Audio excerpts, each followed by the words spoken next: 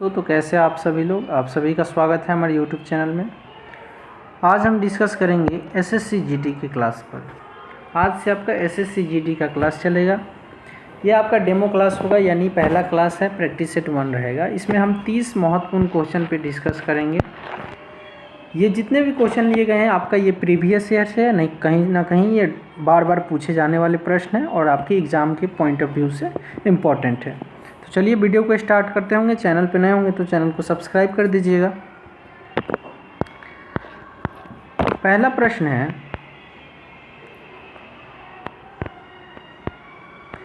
निम्नलिखित में से कौन सा ग्रह सौरमंडल के सबसे ठंडे ग्रह की श्रेणी में आता है? आपको बताना है कि सबसे ठंडा ग्रह कौन सा है। तो सबसे ठंडा ग्रह की बात करें तो यूरेनस आपका अरुण ग्रह जो होता है सबसे ठंडा ग्रह होता है। और बात करें सबसे गर्म ग्रह की तो आपका शुक्र ग्रह जो होता है, शुक्र ग्रह ये सबसे आपका गर्म ग्रह होता है। और शुक्र ग्रह जो होता है इसको भोर का तारा भी कहा जाता है। शुक्र ग्रह को भोर का तारा भी कहा जाता है। ये पॉइंट भी आप रिमेंबर रखिएगा। चलिए एक और पॉइंट बता देते हैं। जो आपका यूरेनस जो है ये पृथ्वी से 73 गुना बड़ा है। पृथ्वी से 73 गुना बड़ा है। चलते हैं, बढ़ते हैं नेक्स्ट प्रश्न की ओर। नेक्स्ट प्रश्न कह रहा है कि वह उपकरण जो भूकंप की तीव्रता को मापने में मदद करती है। देखिए बताना है कि भूकंप की तीव्रता को मापने में क्या मदद करता है, कौन सा यंत्र मदद करता है, कौन सा यंत्र। तो रिक्टर स्केल जो होता है आपका, ये जो यंत्र है इससे भूकंप की तीव्रता मापी जाती है। और रिक्टर स्केल का आपका आविष्कार कौन किया था? तो रिक्टर स्केल का आविष्कार किए थे चार्ल्स रिक्टर, और ये किए थे आपका 1935 में। ये पॉइंट काफ़ी इम्पोर्टेंट है, ये याद रखिएगा। आपको पूछ सकता है कि रिक्टर स्केल के आविष्कारक कौन है। तो चार्ल्स रिक्टर, और कब किए थे? तो 1935 में। एक और चीज़ बता दें, जो व्यक्ति भूकंपों के बारे में अध्ययन करता है उस अध्ययन को कहते हैं सीस्मोलॉजी। ठीक है, बढ़ते हैं अगले प्रश्न की ओर। निम्नलिखित में से कौन सा लेख शिक्षा के अधिकार से संबंधित है? देखिए शिक्षा के अधिकार से संबंधित बात करें तो वैसे तो अनुच्छेद 21 में यह शिक्षा के अधिकार में बताया गया है। इसमें कहा गया है कि 6 से लेकर 14 वर्ष के आयु के प्रत्येक बच्चों को मुफ्त में शिक्षा दी जाएगी, ये अनिवार्य है। ठीक है, और एक पॉइंट जो आपका शिक्षा के अधिकार जो है इसको 2010 में मौलिक अधिकार दिया गया था। ठीक है, मौलिक अधिकार बना था। और एक चीज़ ये 86वें संशोधन 2002 में इसे जोड़ा गया था। ये पॉइंट आप लोग रिमेंबर रखिएगा। बढ़ते हैं नेक्स्ट प्रश्न की ओर। किस बंदरगाह को भारत के पहले हरित बंदरगाह के रूप में विकसित कहा जाता है? तो देखिए पहले हरित बंदरगाह की बात करें तो जो हल्दिया बंदरगाह है आपका, ये पहले हरित बंदरगाह के रूप में किया जाता है। और इसमें हम बात करें कि भारत में कुल कितने बंदरगाह हैं, तो छोटे छोटे बंदरगाह की बात करें तो 200 छोटे छोटे बंदरगाह हैं। और प्रमुख बंदरगाह की बात करें तो 13 प्रमुख बंदरगाह है। चलिए बढ़ते हैं नेक्स्ट प्रश्न की ओर। किस स्वेल को अंतरिक्ष का शैवाल कहा जाता है? तो देखिए ये कहा जाता है आपको कोलोरेला वालगरिस को। ठीक है, कोलोरेला वालगरिस को कहा जाता है। ठीक है, अगला प्रश्न देखते हैं। उस द्वीप का नाम क्या है जो भारत और श्रीलंका के बीच स्थित है? देखिए जो भारत और श्रीलंका के बीच में द्वीप स्थित है ना, उसको कहते हैं कच्चाथीऊ। ठीक है, और एक और चीज़, जो भारत और श्रीलंका के रेखा है उसको हम लोग कहते हैं, भारत और श्रीलंका के बीच की रेखा को पाक जल डमरू मध्य क्या कहते हैं? यहाँ लिख देते हैं आपको, ये कहते हैं पाक जल डमरू मध्य। इंग्लिश में आपको बोले तो इंग्लिश में कहते हैं पाल्क स्ट्रेट। ठीक है, ये पॉइंट आप लोग याद रखिए। जैसे जैसे आपको पाकिस्तान और इंडिया का जो बॉर्डर है उसको कहते हैं, रेखा को कहते हैं रेड क्लिफ लाइन, वैसे ही भारत और श्रीलंका की रेखा को क्या कहते हैं? पाक जल डमरू मध्य। चलिए बढ़ते हैं नेक्स्ट प्रश्न की ओर। भारतीय रिजर्व बैंक के पहले भारतीय गवर्नर कौन थे? आरबीआई के पहले गवर्नर बताना है। तो देखिए आरबीआई के पहले गवर्नर तो सीडी देशमुख थे।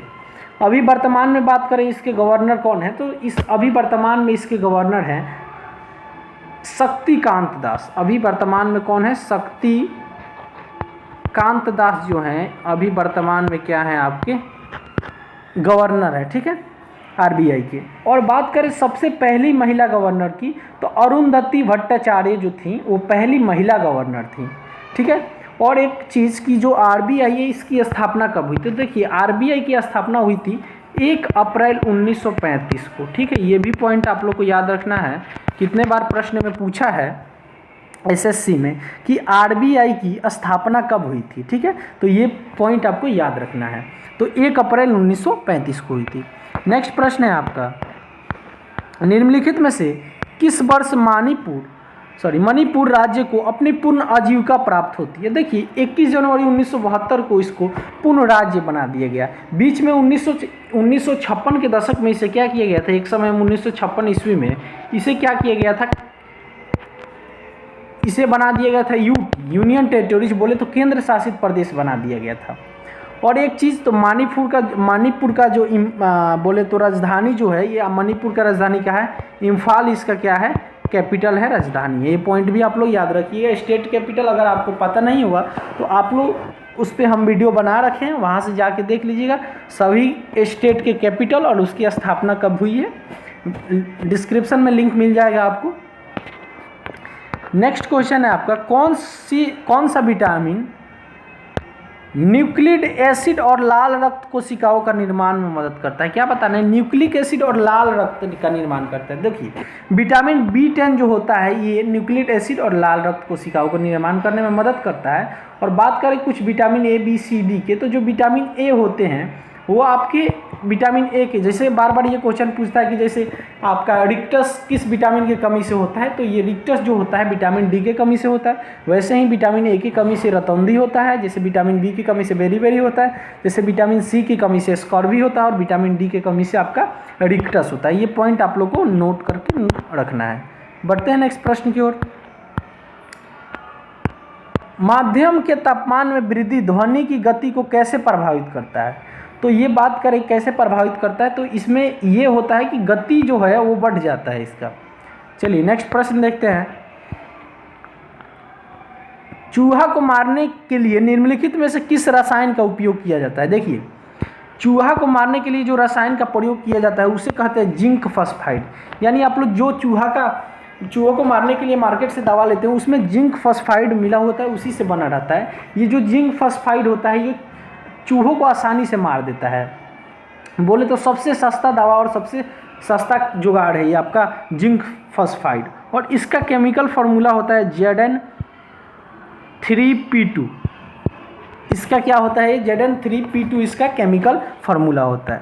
चलिए नेक्स्ट प्रश्न है आपका, नीचे भारतीय राज्य और केंद्र शासित प्रदेश उनकी राजधानी दी गई है, इनमें क्या करना है आपको बताना है कौन सा विकल्प गलत है। देखिए तेलंगाना का तो वैसे हैदराबाद है, सही है। असम का दिसपुर ये भी सही है। लक्षद्वीप कावड़ती ये भी सही है। देखिए लक्षद्वीप आपका यूनियन टेरिटोरीज है, यूटी में आता है, ठीक है। और तेलंगाना आपका असम जो है ये क्या है? ये आपके स्टेट हैं। ये भी चीज़ आपको पता न होना चाहिए कि स्टेट कौन है, यूनियन टेरिटोरीज कौन है। देखिए मध्य प्रदेश का यहाँ लखनऊ दिया है तो यही आपका ऑप्शन सही हो जाएगा। गलत दे रखा है, मध्य प्रदेश का आपका लखनऊ नहीं होता है, लखनऊ उत्तर प्रदेश का होता है, ठीक है। और मध्य प्रदेश का होता है भोपाल। ये चीज़ भी आपको याद रखना है। स्टेट कैपिटल भी याद रहना चाहिए, कभी कभी एक दो प्रश्न इस प्रकार से पूछ देता है। नेक्स्ट प्रश्न आपका है कि पृथ्वी के आयु गणन में किस तत्वों के समस्थानिक का उपयोग किया जाता है? देखिए पृथ्वी की आयु गणन करने के लिए जो उपयोग किए जाने वाले तत्व है उसे कहते हैं यूरेनियम। यहाँ यूरेनियम ये मिस्टेक हो गया है, चलिए इसे इरेज कर देते हैं। यूरेनियम का प्रयोग किया जाता है। बढ़ते हैं नेक्स्ट प्रश्न की ओर। पीडीएफ चाहिए तो पीडीएफ आप लोगों को मिल जाएगा टेलीग्राम पे। टेलीग्राम चैनल को ज्वाइन कर लीजिएगा, लिंक डिस्क्रिप्शन में टेलीग्राम का मिल जाएगा आपको। किसको भारतीय रेलवे का जनक कहा गया? ये प्रश्न काफ़ी इंपॉर्टेंट है और काफ़ी अच्छा प्रश्न है।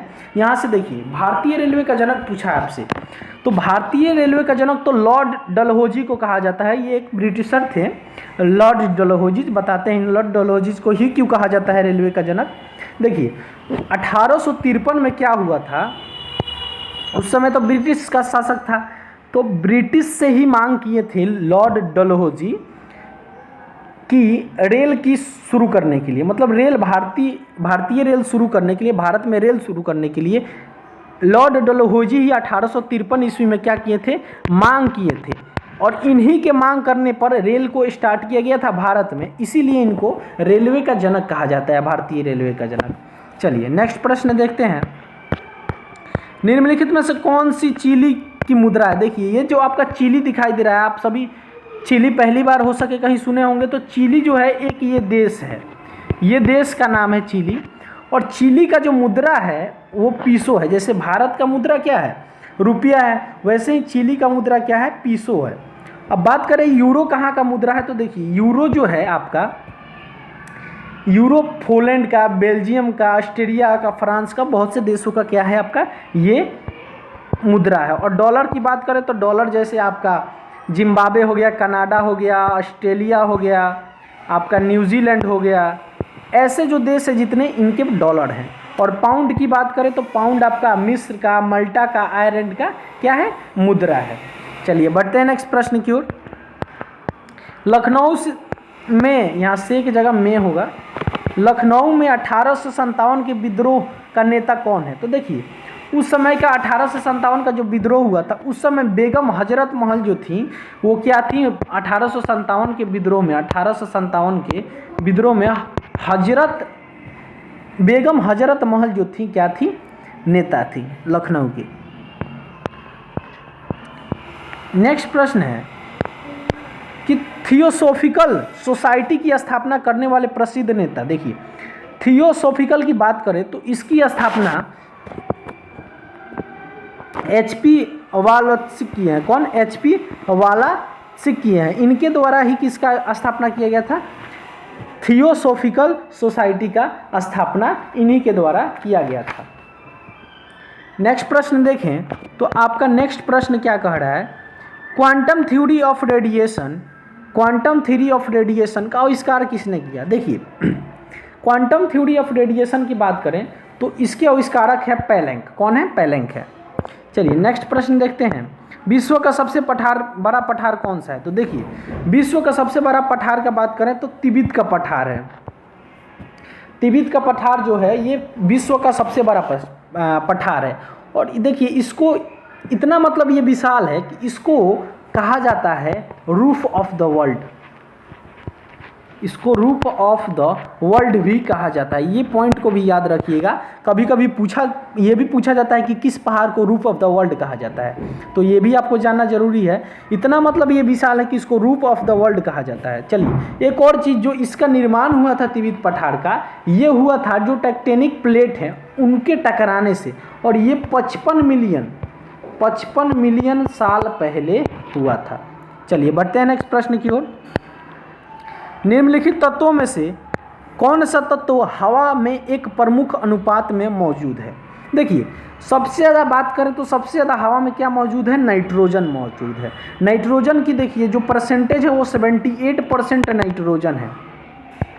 कार्बन डाइऑक्साइड की बात करें तो 0.03% है, और आपका ऑक्सीजन का बात करें तो 21% है। तो ये प्रश्न मतलब बोले तो रिपीटेड प्रश्न है, ये पूछता है कि कौन सा तत्व, एलिमेंट या कौन सा गैस वायुमंडल में सबसे ज़्यादा उपस्थित है। तो आपको बताना है सबसे ज़्यादा वायुमंडल में कौन सा गैस उपस्थित है, हाइड्रोजन जो 78% है। कभी कभी परसेंटेज भी पूछ देता है।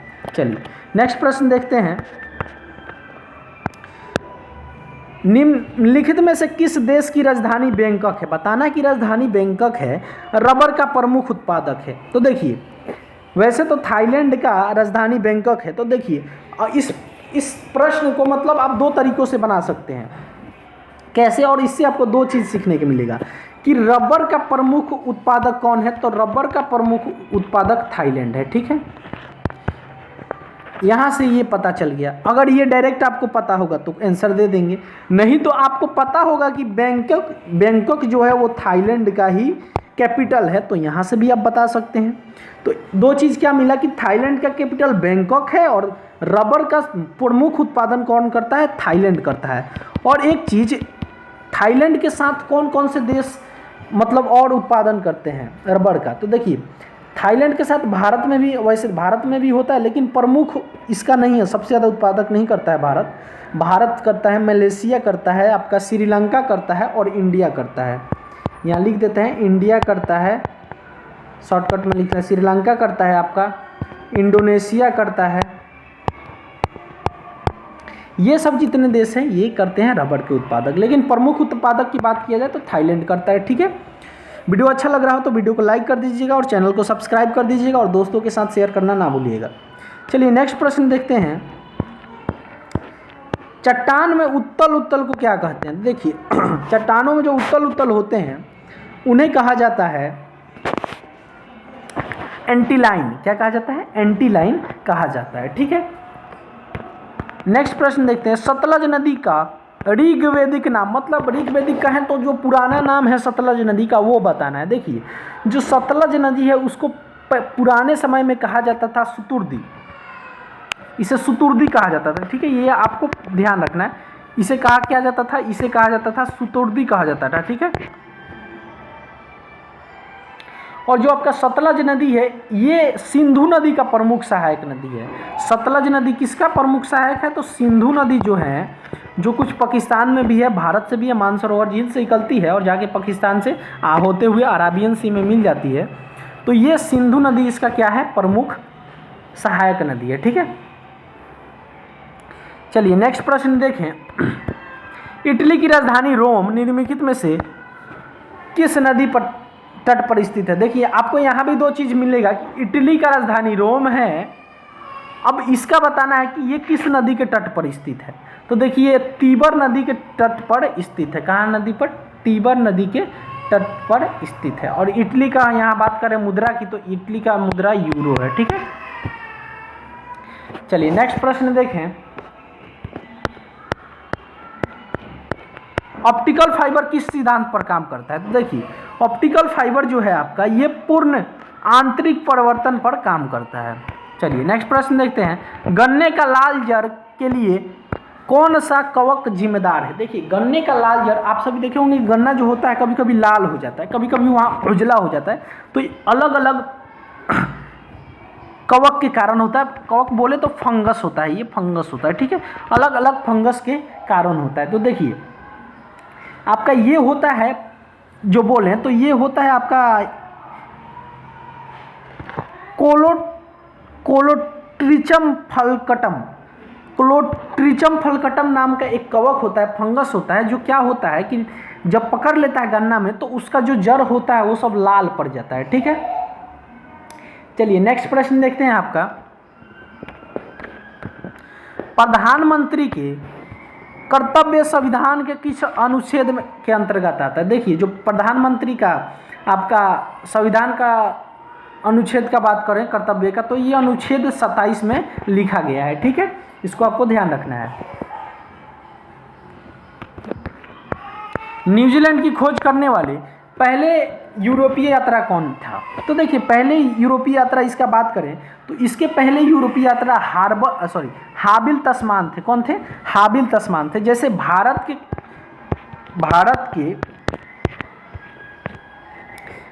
के पहले यात्री का बात करें तो कौन है? भारत के पहले यात्री जो खोज किया भारत का, वास्को डी गामा है। और ये कब किए थे? 1853 ईस्वी में किए थे। ठीक है, ये भी पॉइंट आपको याद रखना है, ये कभी कभी पूछ देता है प्रश्न में कि किस ईस्वी में वास्को डी गामा भारत का खोज किए थे? तो 1853 ईस्वी में किए थे। जितना भी बता रहे हैं वो सभी इंपॉर्टेंट पॉइंट है, उसको नोटिस कीजिएगा आप सभी।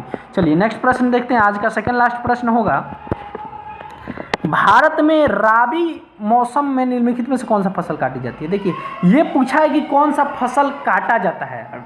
तो देखिए जो गेहूं है वो काटा जाता है राबी मौसम में। और कब काटा जाता है? आप सभी को पता होगा कि नवंबर और दिसंबर के समय में गेहूं का कटाई होता है। ठीक है, और राबी के कौन कौन से फसल हैं, तो जैसे गेहूं हो गया, आलू हो गया, मटर हो गया, सरसों हो गया, ये सब राबी फसल हैं। और बात करें फिर आपका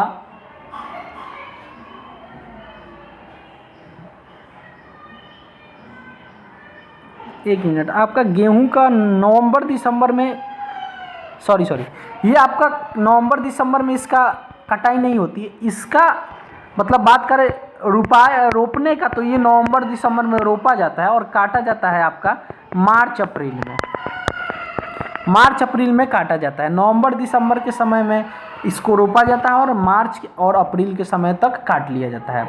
और इसके प्रमुख बता दे राबी का फिर से आपको, तो राबी का जो है प्रमुख वो होता है जैसे गेहूं, आलू, मटर, चना, सरसों, जौ, ये सब प्रमुख फसल है, ठीक है। और इसमें और दो जो आपके मौसम से बात करें फसल की होती है, तो एक खारिफ होता है, जिसमें खारिफ में क्या होता है, चावल होता है, ज्वार होता है, बाजरा होता है, मक्का होता है, कपस होता है। फिर आपका एक जैद होता है, तो जैद में आपका उड़द होता है, मूंग होता है, जो छोटे छोटे होते हैं ना, वो जैद फसल में होते हैं। चलिए आज का लास्ट प्रश्न देखेंगे,